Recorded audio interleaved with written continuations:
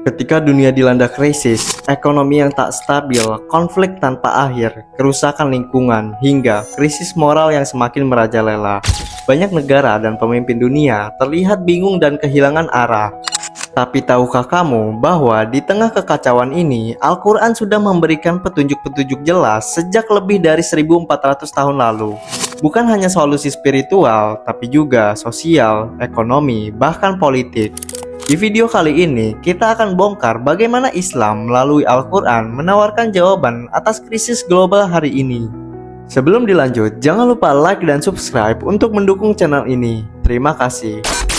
Krisis moral dan rusaknya nilai kemanusiaan.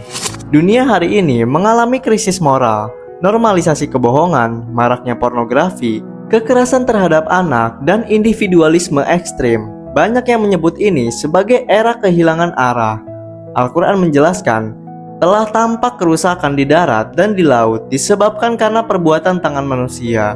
Quran Surat Ar-Rum ayat 41. Solusinya, Islam menyerukan kembali kepada nilai takwa, kejujuran, dan amar ma'ruf nahi mungkar. Sebuah sistem kontrol sosial dan moral yang tak tergantung pada hukum buatan manusia saja. Ketimpangan ekonomi global dan solusi ekonomi Islam.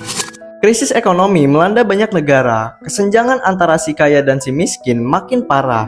Sistem kapitalisme menciptakan kerakusan dan ketidakadilan. Islam menawarkan sistem yang berbeda, seperti zakat sebagai instrumen distribusi kekayaan, dan larangan riba ada di Quran Surat Al-Baqarah ayat 275-279, karena riba merusak keseimbangan ekonomi.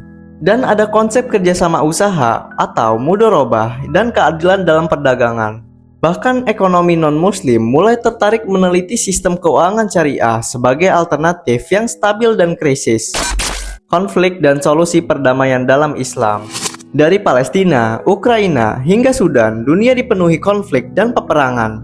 Islam sangat menekankan perdamaian, dan jika mereka condong kepada perdamaian, maka condonglah kepadanya. Quran Surat Al-Anfal ayat 61. Al-Quran tidak membenarkan agresi, tapi memperbolehkan pertahanan. Islam juga mengajarkan keadilan dalam menyelesaikan konflik, bukan sekedar kompromi politik. Krisis iklim dan tanggung jawab manusia dalam Islam.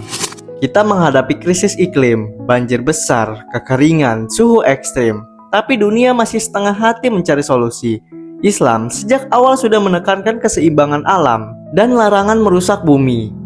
Dan janganlah kamu membuat kerusakan di muka bumi setelah Allah memperbaikinya. Quran Surat Al-A'raf ayat 56. Konsep Islam tentang khalifah menekankan bahwa manusia adalah penjaga, bukan perusak bumi. Krisis identitas dan solusi Islam terhadap kegelisahan jiwa. Masyarakat modern makin kehilangan arah, depresi, bunuh diri, dan kekosongan batin meningkat. Al-Quran menyentuh sisi terdalam manusia. Ingatlah, hanya dengan mengingat Allah, hati menjadi tenang. Quran Surat Ar-Rod ayat 28. Banyak mualaf dari barat yang mengaku menemukan ketenangan jiwa setelah memeluk Islam. Krisis spiritual mereka terjawab bukan oleh psikolog, tapi oleh petunjuk Allah. Gagalnya sistem barat dan kembali ke Islam. Sistem demokrasi, kapitalisme, sekularisme, semuanya sedang diuji.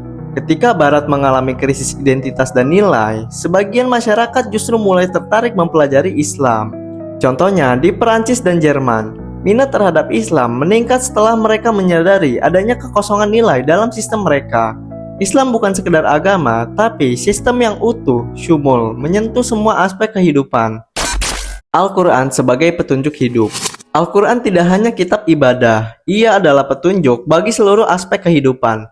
Kitab Al-Quran ini tidak ada keraguan padanya, petunjuk bagi mereka yang bertakwa. Quran Surat Al-Baqarah ayat 2. Saat dunia bingung mencari arah, Al-Quran hadir sebagai kompas kehidupan, bukan hanya untuk muslim, tapi untuk seluruh umat manusia yang mau mencari kebenaran. Krisis kepemimpinan dunia dan konsep pemimpin dalam Islam. Banyak pemimpin dunia hari ini lebih mementingkan kekuasaan daripada tanggung jawab. Korupsi merajalela, kebijakan lebih berpihak pada elit daripada rakyat. Al-Quran mengajarkan bahwa kepemimpinan adalah amanah, bukan alat memperkaya diri. Sesungguhnya Allah menyuruh kamu menyampaikan amanat kepada yang berhak menerimanya.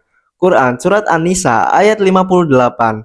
Islam menekankan pemimpin harus jujur, adil, dan bertanggung jawab di hadapan Allah, bukan sekedar jabatan, tapi beban akhirat. Krisis pendidikan dan konsep ilmu dalam Islam. Pendidikan modern seringkali hanya fokus pada aspek akademi dan dunia kerja, melupakan akhlak dan adab. Padahal krisis karakter di masyarakat lahir dari pendidikan yang kehilangan nilai-nilai dasar. Islam mengangkat ilmu sebagai ibadah. Allah akan meninggikan orang-orang yang beriman di antaramu dan orang-orang yang diberi ilmu beberapa derajat. Quran Surat Al-Mujadilah ayat 11. Pendidikan dalam Islam tidak hanya mencetak pintar, tapi juga berakhlak. Karena ilmu tanpa iman bisa menjadi bencana. Krisis gender dan seksualitas modern versus konsep keluarga dalam Islam.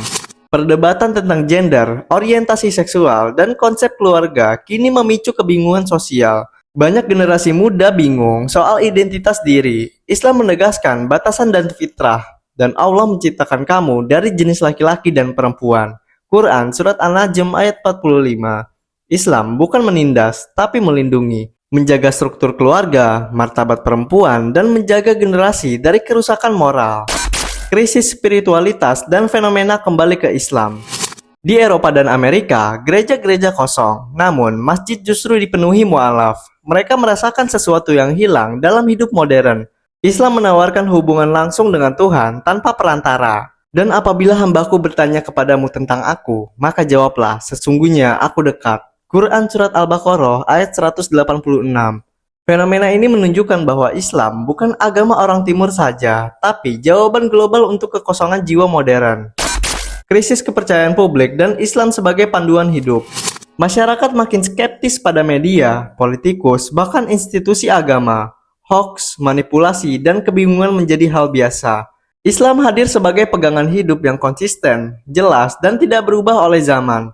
Wahai orang-orang yang beriman, jika datang kepadamu orang fasik membawa suatu berita, maka periksalah dengan teliti. Quran Surat Al-Hujurat ayat 6. Al-Quran bukan hanya memberitahu apa yang benar, tapi juga bagaimana memverifikasi kebenaran. Kembali ke Al-Quran sebagai revolusi intelektual dan sosial.